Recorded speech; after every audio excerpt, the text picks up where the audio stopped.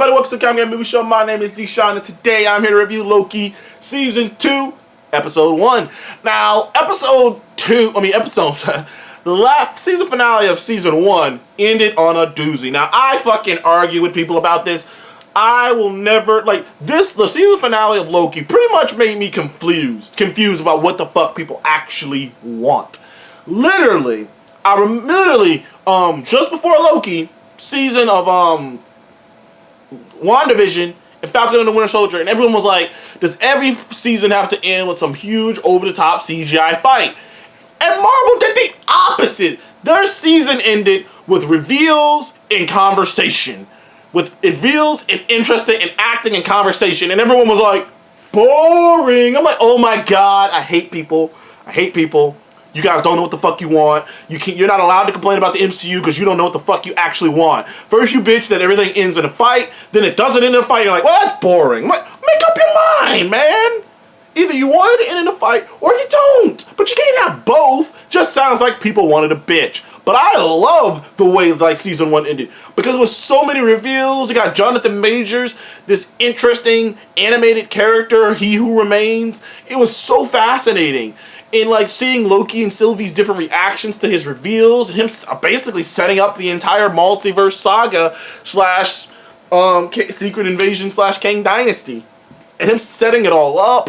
I just remember in my brain thinking dude, this is it. I remember this is amazing. I remember when that episode had ended, I was like, that was awesome. I thought everyone else thought it was awesome.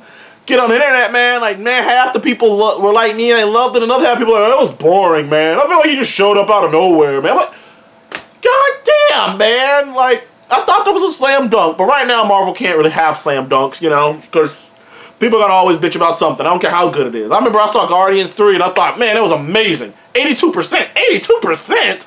Really? Okay.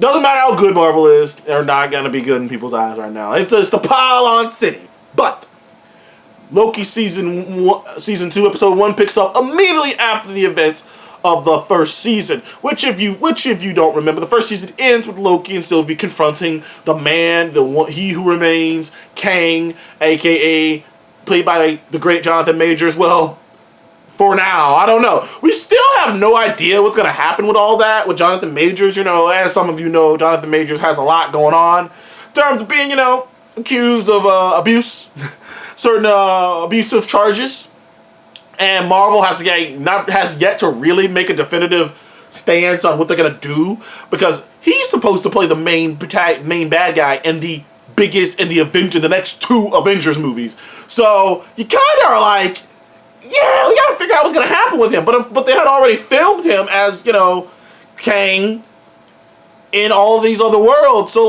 he's already been filmed as Kang and stuff in Loki, so he's in the show. So it is curious about how they're gonna handle this and what they're gonna do. I have no clue. It still pisses me off that they're even in this situation in the first place with Jonathan Majors, but I digress. Either way, he's in this show. He's in this show right fucking now. And, so Sylvie and Loki confront him last season. He reveals why he's prone to these realities and why certain people gotta be eliminated and whatnot and sent to this world. And he reveals his whole plan. And basically the short and skinny is that the sacred timeline is just the timelines where another Kangs don't exist. Because as long as a timeline exists where he exists, one of his variants will inevitably start another multiversal war. So in order to prevent that from happening, he created the TVA, the Time Barons Authority, space cops, to not allow a timeline that would create another him to exist.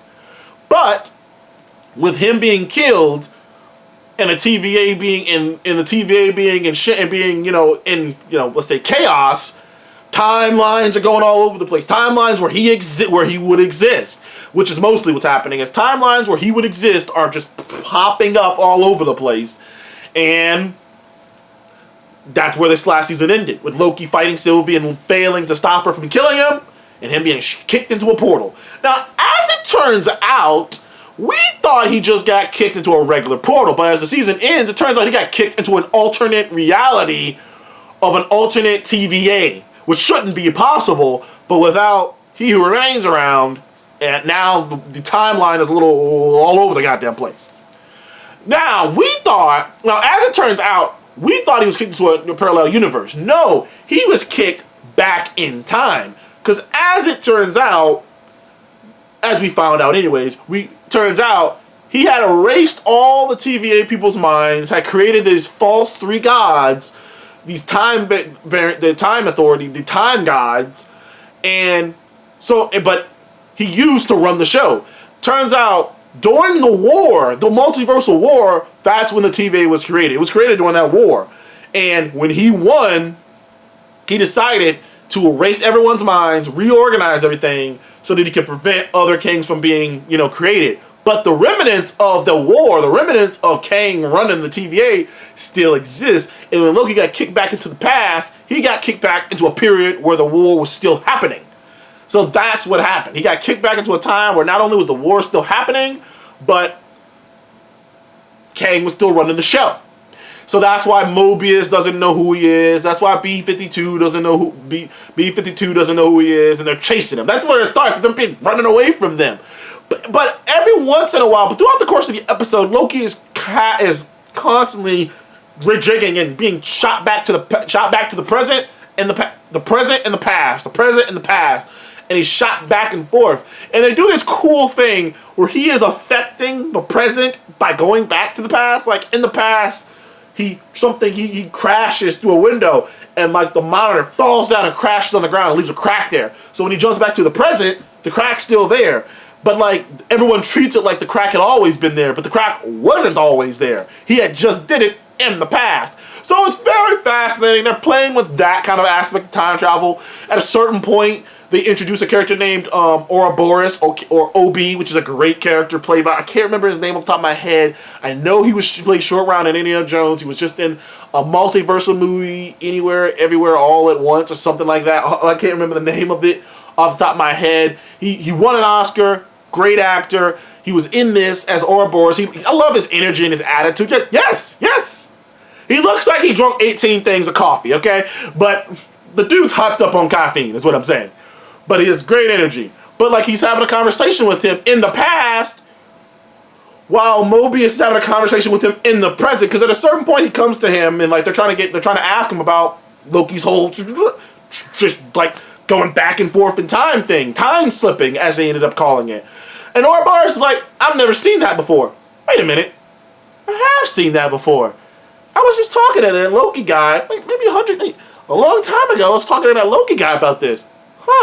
So like Loki is talking to the past him, and the future him, current him, is recalling in real time a conversation, and it's very funny. So like in the future him, the past him like builds a machine, and the future him is like, oh, this is what you would need, but obviously I don't have one of those. Actually, wait a minute,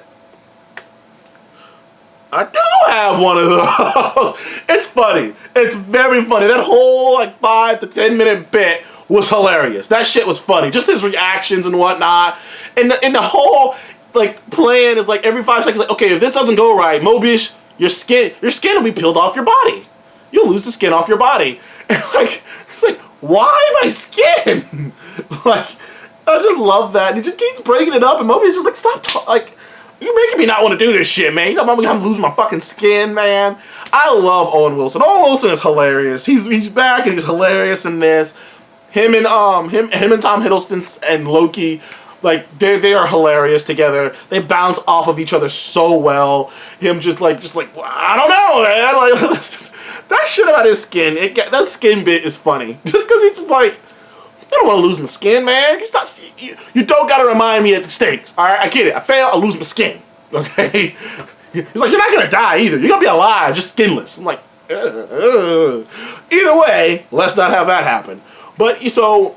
Like I say, it's very fun. I don't want to get too much of the weeds, but this was a great return, great first episode. Set up a lot of things. There's a sort of kind of civil war brewing in the TVA. There's clearly people with their own ideas and what they want to do. We still don't know where Ravonna is. She kind of took off, and we have no clue where she is. We still haven't seen our appearance from eventual Kang, which we Feel like we will sooner rather than later, but we haven't seen an appearance yet. Though I've heard that version of him is very fun. I've heard, because most people have seen the first 4 episodes. I can't remember if it's 8 episodes or 6 episodes. I think it's 8. I don't know. I hope it's 8. But I know people have seen the first 4 episodes, and they've given it an 83%, which isn't bad. So we'll see. We'll see how I feel about it about the next week's episodes as well myself. But overall, fun fucking series, fun back, great chemistry between Mobius, interesting time stuff. You still got a bunch of mysteries up. There's a lot of things brewing, a little more reveals. Stuff is happening. Great new introduction to a fun new character also. That skin gag just got me, man. Just Mobius just like writing skin ? And he's like, I don't want to do this, man. I don't want to lose my skin if this shit goes south. Ends up saving Loki in the end, though. And they set up a lot of stuff. Though. They really did. Especially when, because they show more. Because what they did with every good show should do when you introduce a new world, which is show more of that world. Because they showed more layers to the TVA. Because we really didn't explore the TVA itself in the first season. We just the TVA was just there. But here, we explored entirely new section of the TVA. Found an entirely new character in the TVA. And found out more about the TVA. More that they take the fucking threads of time and weave them into a timeline.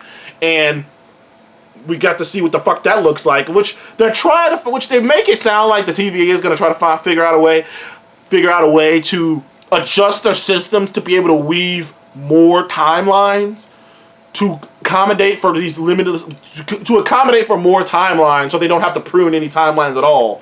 They could just have all these timelines comfortably living next to one another without interfering with one another. Which, the vibe I get now when they set that up is, that's the ultimate goal. That's what's going to happen by the time this saga ends, is the multiverse is only going to be over because the TVA and whatnot are going to figure out a way to comfortably have all these realities and all these timelines just existing simultaneously without interrupting each other, and that's what's gonna happen. That's the vibe I get, so that way they can always go away from it, but always come back to it if they want to. But either way, I give Loki episode 1 of season 2 a 9 out of 10. Had a great time with it. It was fun. Like I say, fun time, man. I can't wait for the next week's episode, man. I'm just curious of where it's going. I'm just super curious of where it's going. Anyways, thank you guys again. I'll see you in the next one. Goodbye.